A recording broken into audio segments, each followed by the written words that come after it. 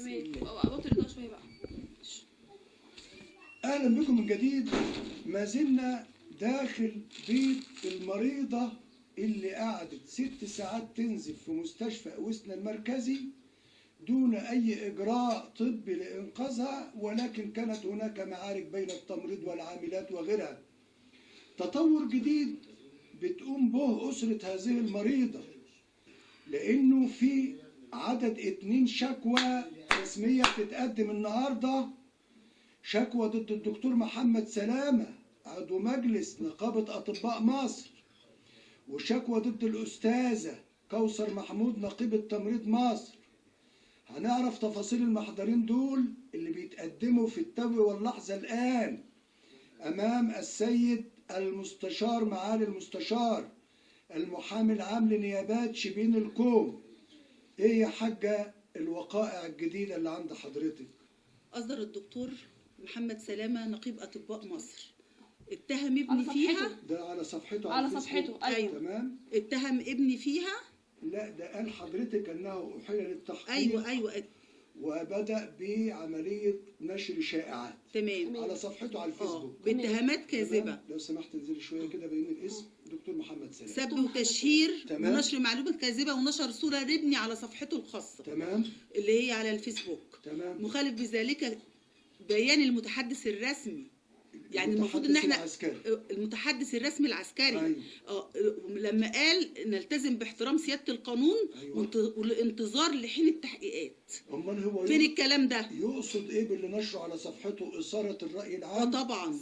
طبعا. اختراق التحقيقات. طبعا. توجيه التحقيقات في اتجاه معين. في اتجاه اخر طبعا. احنا لازم كلنا نلتزم بكل شيء مظبوط ونحترم الكلام اللي حصل ده لحين كل التحقيقات هتخلص. بعد كده بقول اللي انت عايزه. بنتك الان والفريق القانوني عند المحامي العام. بنتي عند المحامي العام لنيابات شبين الكوم.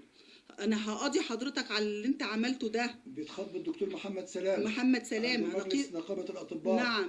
نعم. على اللي نشره على صفحته على طبعا الفيسبوك. عشان كل واحد يلتزم لحين انتهاء التحقيقات. لحد ما التحقيقات تخلص. نعم.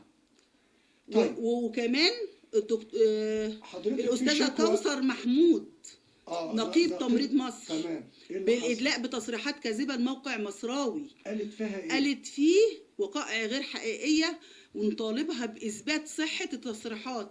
هاتي يا فاطمة بس النت تقيل. اتفضلي. ده تصريحات الدكتورة كوثر الأستاذة كوثر محمود. النت بس وحش. ثواني. اللي هي قالت مضمونها أنا قريته حضرتك قدامي أهو. قالت صرحت لمصراوي. ايوه افتحها حضرتك.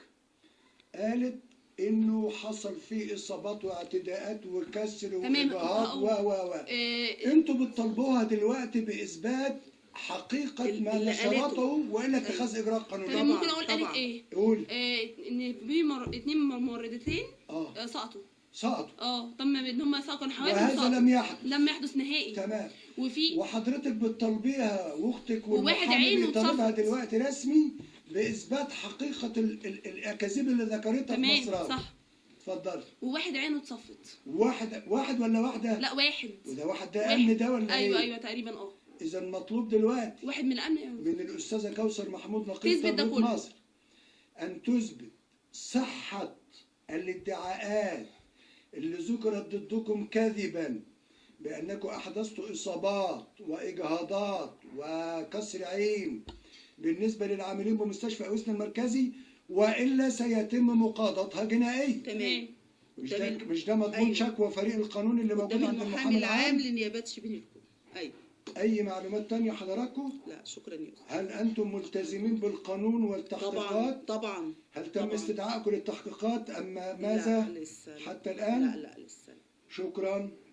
بحييكم مرة أخرى من داخل بيت الضحية اللي الدنيا اتقلبت في اتجاه عكسي.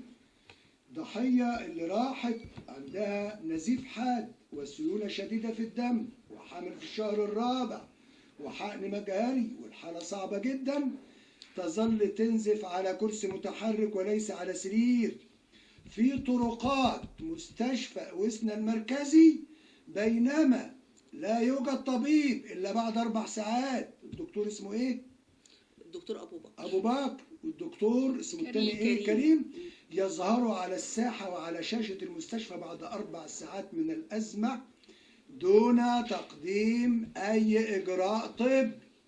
اللي عمل الإجراء الطبي والإنقاذ والحق يقال مستشفى القصر في شبين الكوم، التي ما زالت هذه المريضة بين الحياة والموت حتى هذه الثانية في مستشفى القصر، واللي عايز يروح يشوف. أشكركم، نبغي الحقيقة فقط وتنوير الرأي العام. كلمة يا دكتور اتفضل قبل حضرتك ما تختم. مين هيعوضني عن حفيدي اللي بنتظره من 6 سنين؟ القانون. كل أم زيي نفسها تشوف لابنها ولد. القانون حضرتك، القانون والتحقيقات.